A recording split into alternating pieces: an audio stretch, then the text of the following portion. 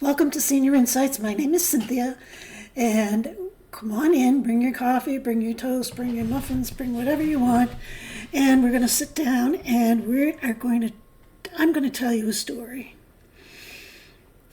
And it's kind of an interesting story. Hopefully it won't take me too long to tell. I have a friend, her name is Anne, and Anne has been insisting since I came on YouTube that I should tell the story. And I will, when I'm darn ready, I will tell the story. But she was bugging me last night when we were talking on the phone. I'm still waiting to hear the story about the boats. I said, oh, okay, I'll do the story about the boats. Well, the story goes like this. My husband and I purchased this home. I forget how long it was. I think it was like 14, 15 years ago. And it's on a lake. So if you're on a lake, don't you need a boat? I think you do. So off we went on a search for a boat. We wanted a motorboat. Motorboat is kind of an old-fashioned word, I guess. He wanted a power boat. I didn't know anything about boats. I just wanted a boat. So the people next door were elderly, and they were selling off their stuff, I guess like we're going to have to do soon. So we went over and looked at his boat, and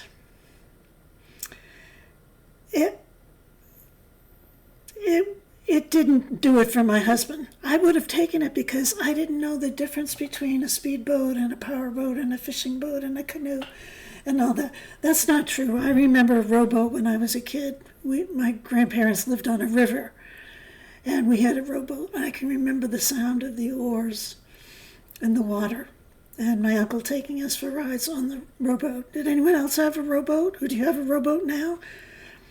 There's a woman on the street who's older than I am, and she rows in a small little dinghy every single day in the summer.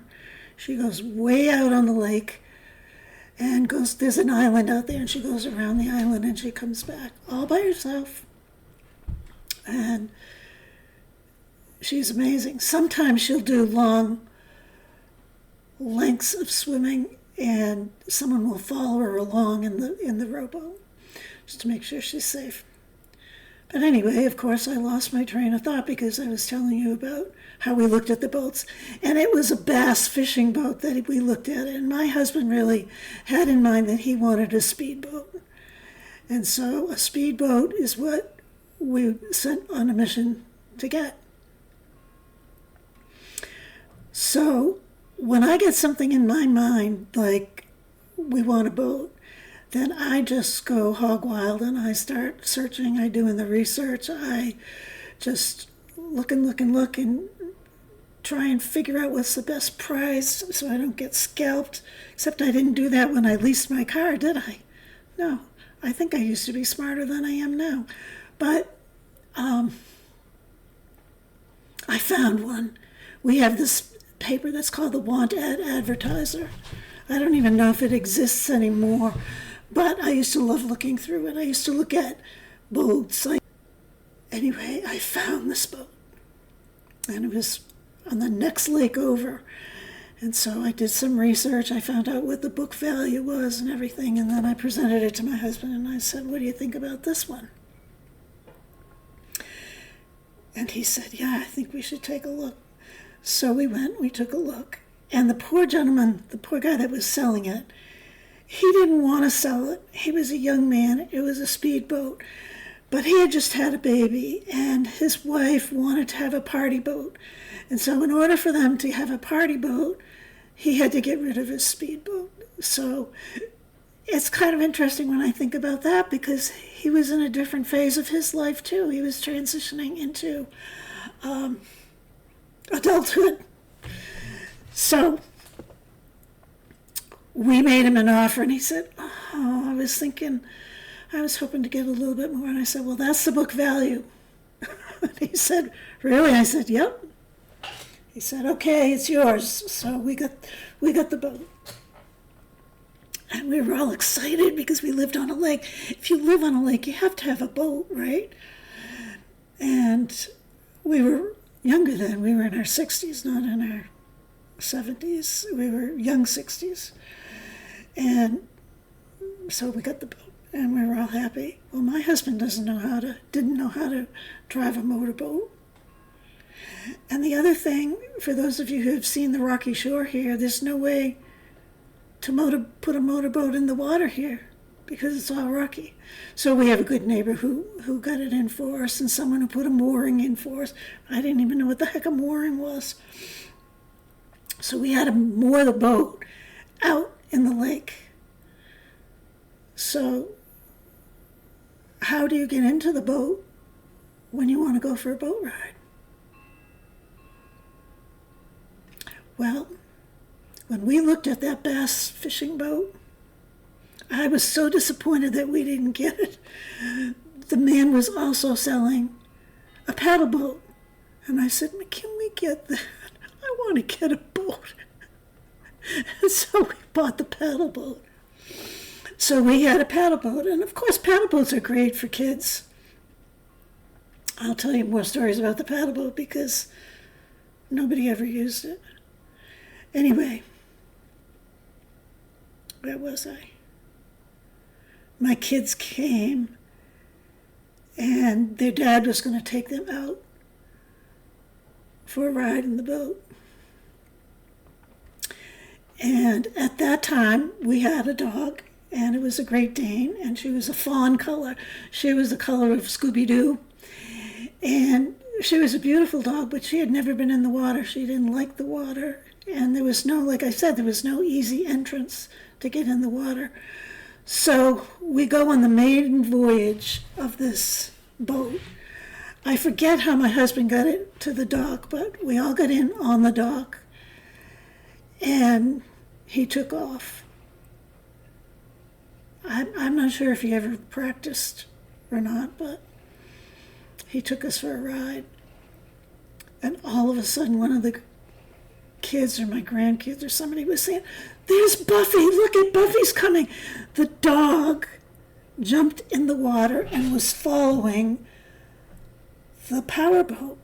And now she's a huge dog. She's a Great Dane. We didn't even know if she could swim or anything, and she's paddling along trying to catch up with us. We're all screaming, "Go back, go back." And we're saying, "What are we going to do? How are we going to do this?" So I don't remember. We kind of corralled her like a sheepdog would do, I guess, with the boat, and she sort of turned around, and we got her close enough where she could get up on the rocks. And of course we had to get out of the boat because we didn't want her following us. So we had to bring her in the house and make sure that she was confined before we went on our maiden voyage. I call it our maiden voyage, but it really, I don't know if it was our maiden voyage or not because I don't remember. But this is a picture of Buffy in that boat. My daughter had this made from one of her friends, I guess, who does watercolor paintings, and I absolutely love it because we all love that dog. It was the sweetest, most wonderful dog you could ever have. She was just a sweet dog, but when we ever saw her chasing after the boat. So that was one of the stories I remember about the boat. Then the next one, my husband says, "Want to go out for a boat ride?" And I said, sure. I was losing my enthusiasm for the boat. I don't know why. I think it was because I felt unsure that he knew what the heck he was doing. And come to find out, he didn't. You know, he was winging it. And so that made me a little anxious because there was one time when we were dating, he took me to Boston Commons, and at that time you could rent sailboats there, and he was into sailing. And he had just taken the beginner lessons in sailing. So we went on we rented a sailboat on Boston Commons, and I don't know, I forget what they call the water down there. But anyway, he beached the boat, and I was never the same with him in a boat again, because it was scary. So anyway, to get in the boat, remember I said it had to be moored out in the middle of the water, not in the middle of the lake, far out. So in order to get to it, you had to paddle out in the paddle boat. So here's these two adults paddling out in the paddle boat. We can't even figure out how to paddle the boat. And, all of our neighbors are people that have lived here forever. And they thought it was a hoot. Or as one of my friends would say, hilarious. It was hilarious watching us navigate out to the boat. Then when you get to the boat, you have to climb up onto the boat. And then you have to take it off the mooring. So then you have to hang over the boat and reach down to the mooring. And so that was my job. But meanwhile, all the neighbors, we can't hear them, but they've told us that they used to watch us, and they got the biggest laugh out of it because it was like two country bumpkins trying to, I don't know what it was like, but it was comical watching us. So we get in and we go on this lovely boat ride. Well, the gas meter on the boat didn't work. We didn't really know that. So we're having this nice ride, really enjoying it.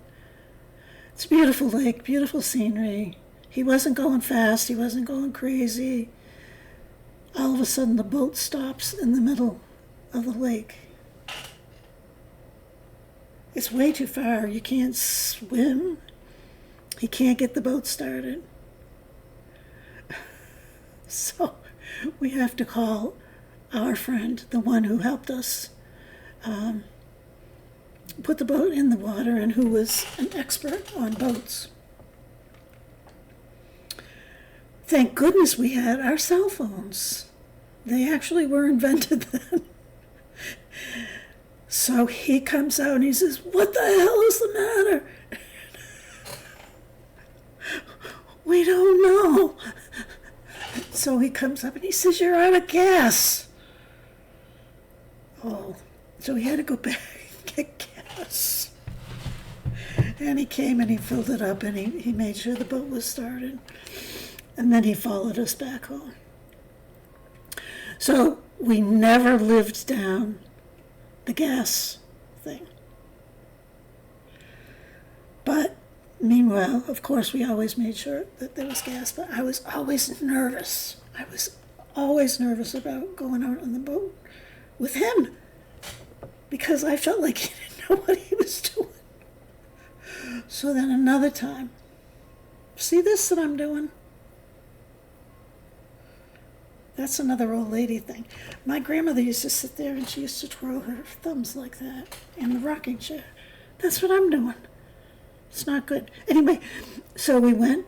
Meanwhile, we go through the ritual to get on the boat. We have to use the paddle boat. I have to climb up. I have to hang over. Oh, I didn't tell you about when you're coming in. So when you're coming in, you have to catch that mooring. Well, that's fun, especially when you don't even know what the heck you're doing. And you have to hook onto it.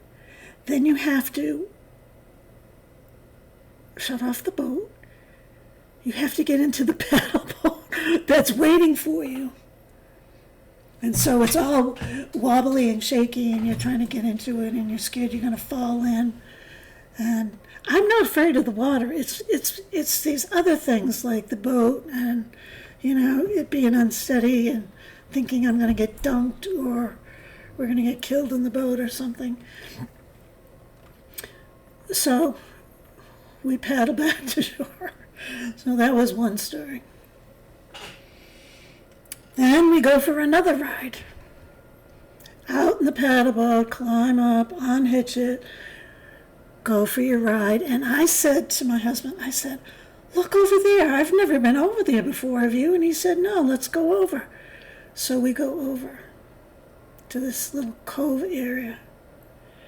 Well, the rocks are like 10 inches below the surface, continuous rocks. It's not just one random rock. And we are just barely floating on the surface, saying, uh-oh, I think we're in a mess. How do we get out of this? And so he starts to back up, thinking that we could back up, and all of a sudden we hear this crunch. Well, he hit the motor on the rocks.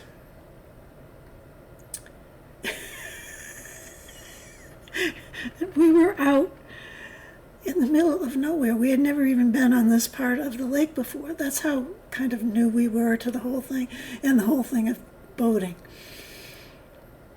So the propeller got scraped on, well, it got more than scraped on the rocks. But he was able to back us out. And we chugged along till we got back. Then we had to catch the mooring, tie the boat up, and we had to get in the paddle boat and come back. Then we had to call our friend, the same one who brought the gas out, and said, we think we did something to the boat. So he comes, he gets the boat, he drags it over to his yard, because he has a beach area that you can take the boat out, and discovers that we had mangled the propeller. So we have to buy a new propeller. So we have that fixed. We bought the new propeller, and we started to go out on little adventures, very little adventures, because I never brought up the subject of going out for a boat ride. Never. I was afraid to go out with them. And I don't mean any disrespect to him at all. We had so much fun with these little adventures. But one day he says, I think we should go for a picnic and go fishing out in the boat. And I said, that's a good idea. So, of course, we both had brand new fishing poles. I had a pink one and he had a blue one. We get in the boat. Imagine trying to get a tackle box, 2 fishing poles, and a picnic in the paddle boat over to the boat, getting it onto the boat, and all that. It was quite a sight. The neighbors had a blast. They were watching us. They thought we were the entertainment for the whole neighborhood, the whole lakefront on my side. So we get out and we find a spot that we're going to go fishing.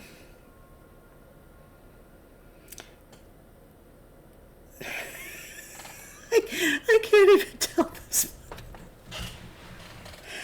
I don't remember if it was him or me. I think it was him. He casts out, and the end of the fishing rod flies off. You know how they're put together? You put them together. The whole thing went flying.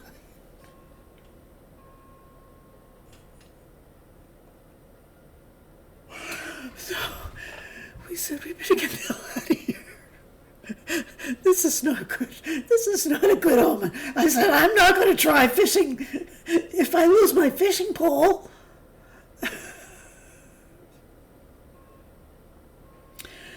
So we forgot about the picnic. We forgot about fishing. And we never tried again to go fishing. After that happened, we were fortunate enough to go on a trip. We went to Puerto Vallarta in Mexico, and we had a wonderful time. I was crabbing the whole time. Can you imagine how much this is costing us? We're spending all this money to go away for 1 week. I wasn't that bad. It was fabulous. It was a fabulous trip. And he had a wonderful time. We were having mimosas and Bloody Marys for breakfast. And the food was fabulous. The place was fabulous. The resort was luxurious. And it was wonderful. And we came home. And that weekend he said, want to go for a boat ride?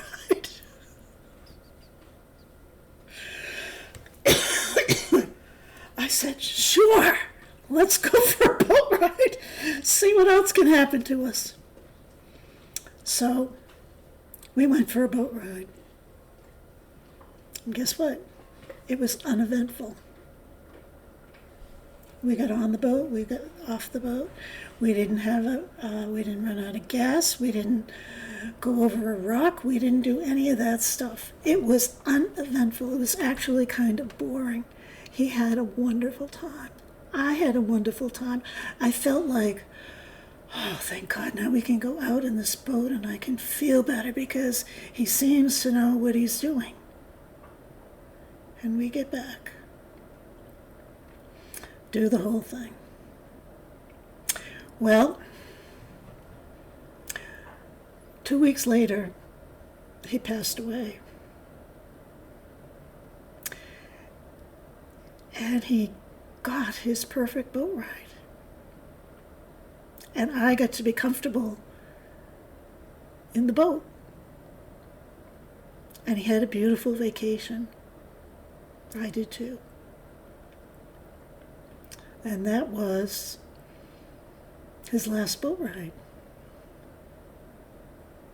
So, I hope you enjoyed the fun parts of this. It really was very funny. Our neighbors talk about it to this day, about us getting in the paddle boat and going out. And the kids talk about the dog. Poor Buffy, we were scared to death something was going to happen to her. But the boat thing, I'm so glad we did it. I'm so glad that I have that memory. Especially when the fishing pole flew off. That was like the frosting on the cake. I said, never again am I going on this damn boat. Anyway, thank you for watching. I enjoyed every minute of our conversation. And I look forward to seeing you for coffee again. I'll try to think of something humorous.